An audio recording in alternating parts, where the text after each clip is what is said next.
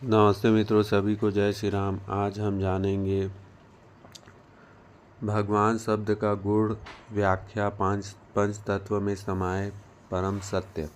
सनातन धर्म में भगवान शब्द केवल एक संबोधन नहीं बल्कि एक गूढ़ तत्व ज्ञान को प्रकट करने वाला शब्द है। इस शब्द में गहन आध्यात्मिक रहस्य छिपे हैं जो हमें सृष्टि के मूल तत्वों से जोड़ता है। तो 5 तत्व आप जानते हैं: पानी, जल, आकाश, अग्नि, वायु। भगवान शब्द की आध्यात्मिक व्याख्या। भगवान शब्द को यदि उसके तत्व में विभाजित करें तो हम पाते हैं कि पंच समूह पृथ्वी, आकाश, वायु, अग्नि और जल का प्रतीक है। ये पंच तत्व ही इस ब्रह्मांड की आधारशिला है और प्रत्येक जीव इन्हीं से बना है। आइए इसकी व्याख्या और गहराई से समझें। पहला है भूमि। भूमि या पृथ्वी जीवन का आधार। हमारे शरीर के पंच तत्व में पृथ्वी तत्व हमारी हड्डी, मांसपेशियां और शरीर की ठोस रचना की प्रतिनिधित्व करता है। पृथ्वी तत्व का संतुलन होने पर व्यक्ति मानसिक और शारीरिक रूप से स्थिर और संतुलित रहता है। यही कारण है कि हिंदू संस्कृति में धरती को माँ कहा जाता है और उसकी पूजा की जाती है। दूसरा है गगन, स्काई, ईथर।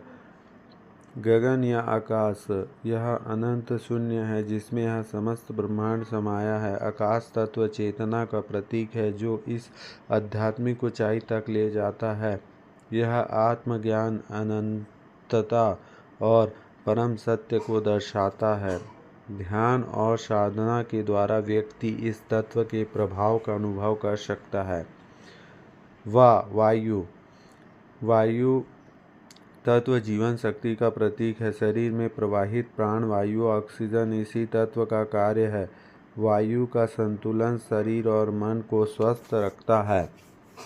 योग और प्राणायाम वायु तत्व को शुद्ध और नियंत्रित करने के लिए महत्वपूर्ण साधन माने जाते हैं।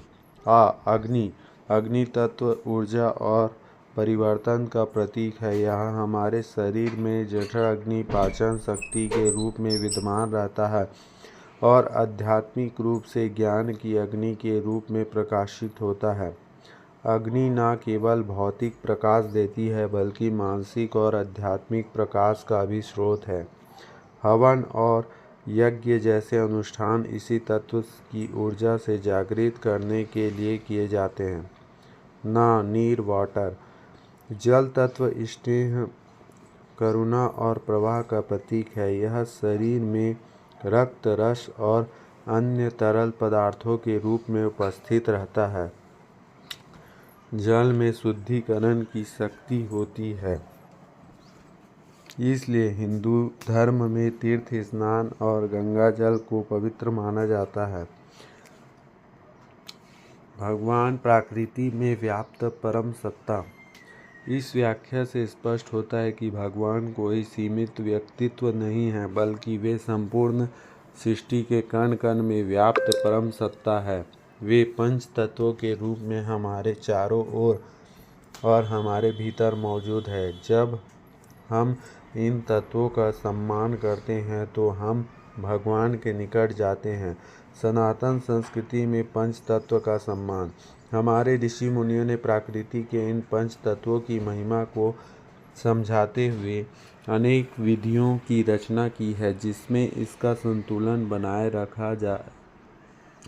पृथ्वी तत्व को संतुलन करने के लिए वृक्षारोपण और गौ सेवा का महत्व दिया गया है। गगन तत्व को शुद्ध रखने के लिए ध्यान और योग को अपनाया गया है। वायु तत्व के संतुलन के लिए हवन और प्राणायाम की परंपरा रखी गई है। अग्नि तत्व की शुद्धता के लिए यज्ञ और दीप प्रज्वलन को आवश्यक माना गया है। नीर तत्व की शुद्धता के लिए नदियों की पूजा और जल संरक्षण पर बल दिया गया है। निष्कर्ष: भगवान केवल एक नाम नहीं बल्कि यह संपूर्ण सृष्टि में व्याप्त उस दैवी तत्व शक्ति का प्रतीक है जो पंच तत्वों के माध्यम से हमें जीवन देती है। जब हम पंच तत्वों का सम्मान करते हैं और संतुलित जीवन जीते हैं तो हम ईश्वर के करीब पहुंच जाते हैं। इसलिए भगवान को बाहर खोजने की आवश्यकता नहीं है, वे हमारे चारों ओर हमारे भीतर ही विद्यमान हैं। जो पंच तत्व को जाने वही भगवान को पहचाने। जय जय श्री राम।